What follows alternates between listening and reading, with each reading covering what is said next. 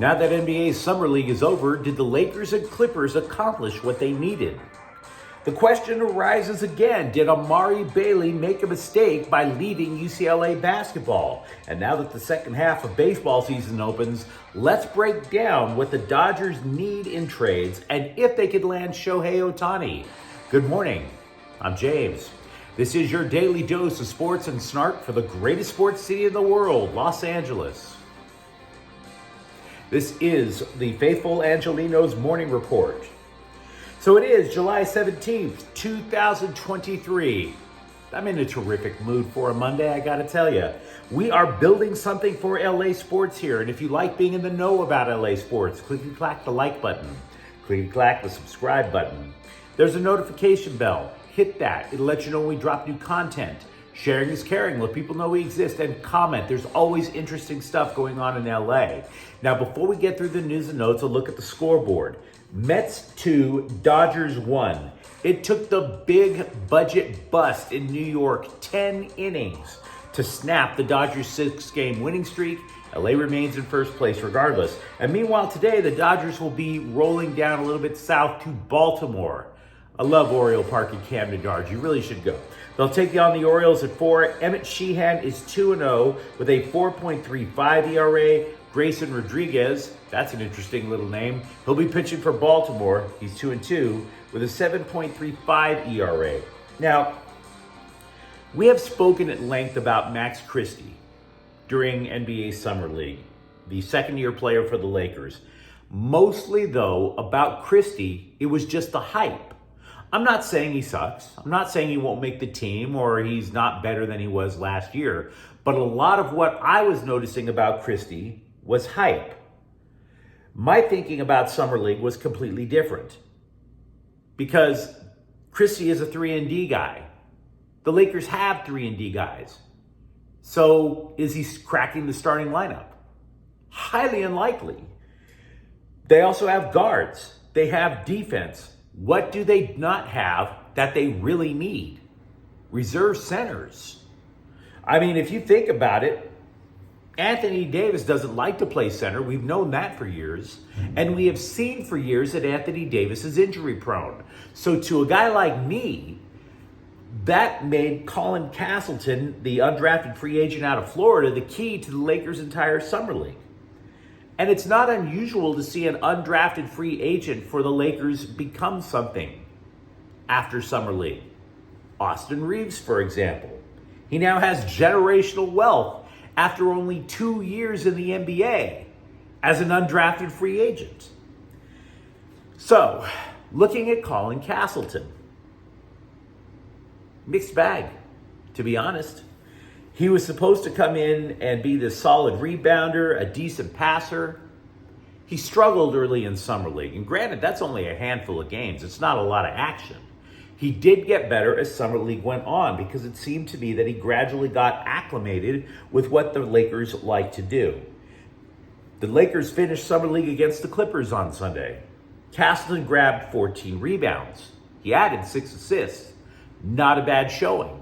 But over the course of 5 games, where it's your franchise's scrubs against everybody else's scrubs, is that really the knockout punch to make the roster? These are the things that matter to me because General Manager Rob Pelinka went on record saying that the Lakers actually do need another big man. More than anything else, they need another big man. And then the rumors started swirling about the free agents that were left, primarily Christian Wood, who last played for the Dallas Mavericks. Castleton is not the reason that the Lakers have not pursued Wood. Money is the reason that the Lakers haven't pursued Wood that much. Or if they have pursued, why Wood hasn't reciprocated with mutual interest. The Lakers can pretty much only offer him the league minimum.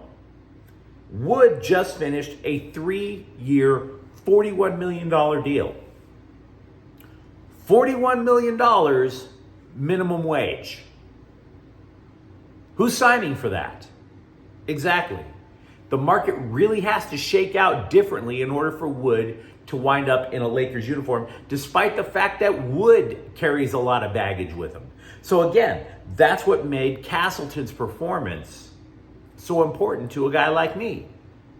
And I'm not necessarily sure that I can tell you that Castleton's making the team. He's probably G League. To wrap up the Lakers Summer League, the Lakers scrubs beat the Clippers scrubs on Sunday by a point. Who cares? The Lakers finished Summer League 3-2. Who cares? Christie and first-round draft pick Jalen Hood-Schifino did not play in yesterday's finale for the third time. Who cares? As for the Clippers, top draft pick Kobe Brown did play in Sunday's finale. He turned an ankle after playing 6 minutes. Look, I doubt it's serious. The NBA preseason begins in October. Unless you heard a loud snap, it's okay, right? Now, I would actually argue that Brown might become a bigger deal to the Clippers than Christie would become as big of a deal to the Lakers next year. Because if, or any other reason, the Clippers are always trying to land someone who can help plug the gap when Kawhi Leonard or Paul George eventually get injured. Now, as for Brown, yeah, he had a decent summer league. He averaged more than 15 points per game. He averaged 7 rebounds per game. And he sank more than 43% of his three-point field goal attempts. So that's solid. I would definitely imagine that Kobe Brown could have a decent showing as a rookie with the Clippers. We'll find out this fall. But there's also something else that troubles me. I hate what I'm about to tell you. I do. Because when you're a grown man, you make your own decisions. When you're 18, you make your own decisions in terms of voting, in terms of whether or not you could go into the military and potentially kill other people in the battlefield, right? So we always start clowning young men when they decide to turn pro. Is that really fair? Especially when our society applauds 13 and 14-year-old girls who turn professional as tennis players. They're taking on grown women. But yet when it's a girl who's might not even be in high school yet, we're like, oh, isn't that so adorable? She's got such a great future. What could possibly go wrong with Jennifer Capriati? Meanwhile, an adult man turning pro, oh my God, he's ruining his life. What a moron, right? So that's why I'm giving you this long introduction to tell you that I personally hate what I'm about to ask you guys about former UCLA guard Amari Bailey. I hate what I'm about to ask you. But was he so stubborn about being one and done that he harmed himself in the process? He signed his contract with Charlotte over the weekend. Charlotte, a two-way deal. The two-way deal means you're going to spend a big chunk of the year at G League and occasionally jump up to the NBA. For Charlotte, one of the most garbage franchises in the NBA. Meanwhile, the belief is if he stayed one more year with UCLA, he'd be a surefire lottery pick. Sign possibly with a different team, have millions of dollars to go into the bank. Instead, because he was so committed to being one and done, he's picked number 41 by Charlotte and playing for the G League of a bottom-feeding franchise. What am I supposed to ask you? Did Amari Bailey make a mistake? He's a grown man. He gets to make the mistake. But did he? You're going to hear a lot of big names linked to the Dodgers ahead of the trade deadline. By the way, the trade deadline is August 1st. And I'm going to be real with you. Many of these hot rumors are just some loser in a basement feeling himself while he's online. I'm going to start off by letting you know I'm only going to report the rumors that I hear from what I consider to be legit news sources.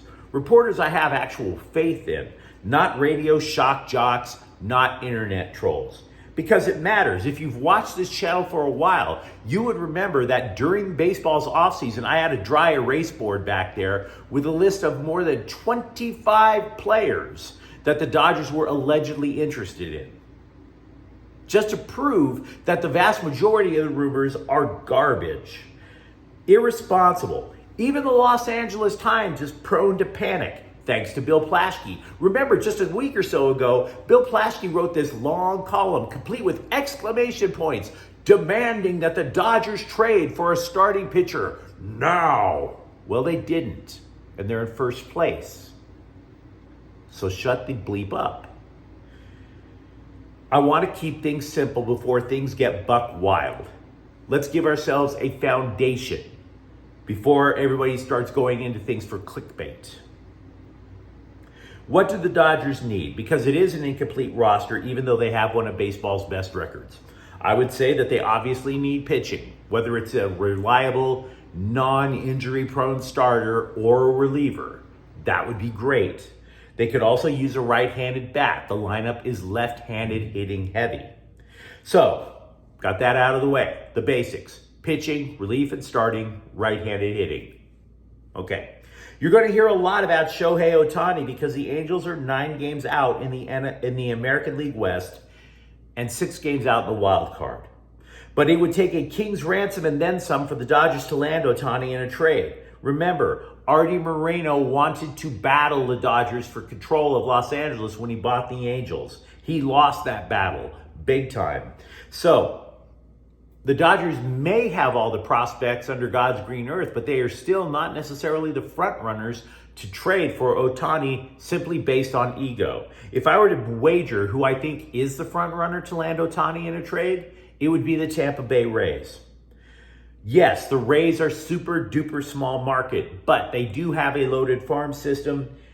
They could pay the rest of his salary for the season, which is about $13 million.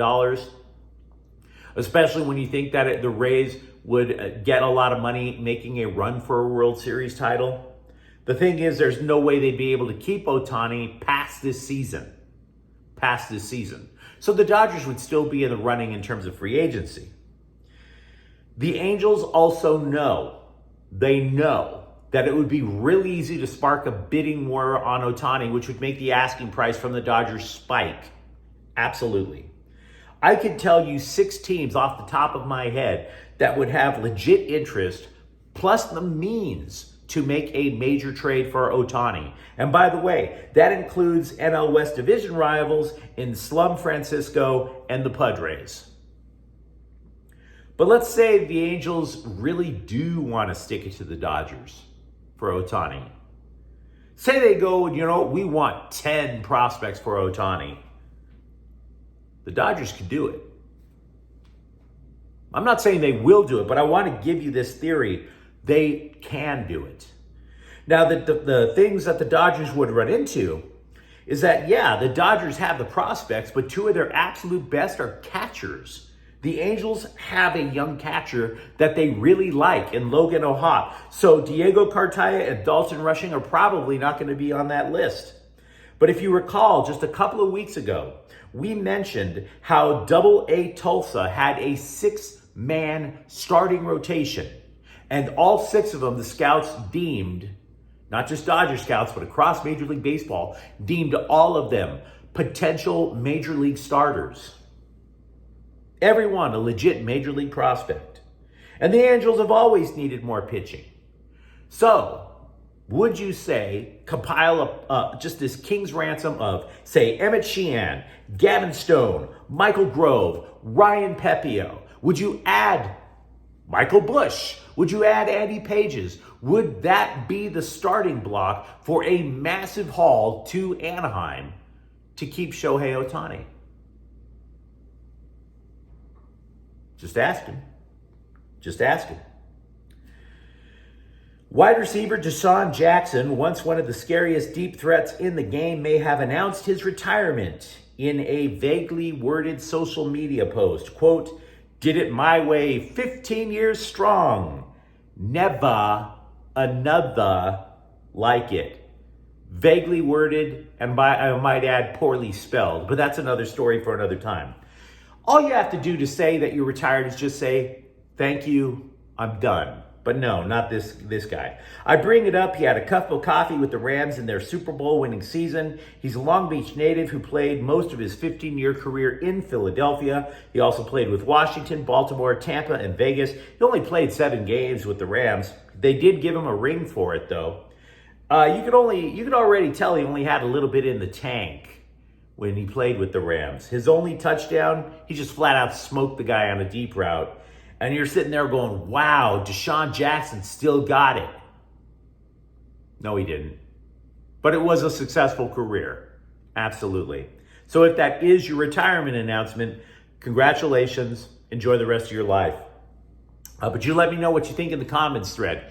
Talk to me about Summer League, whether it's the Lakers, the Clippers, or Amari Bailey. Tell me if you think you have an idea of what the Dodgers want, if it's Shohei Ohtani or not Shohei Ohtani. And if you enjoyed talking LA sports with me, don't forget to subscribe to Faithful Angelenos. We're talking LA sports every single day here. Thank you for watching. I'm James. We'll be back tomorrow. Faithful Angelenos is a Kian Corte El Queso production. Take care.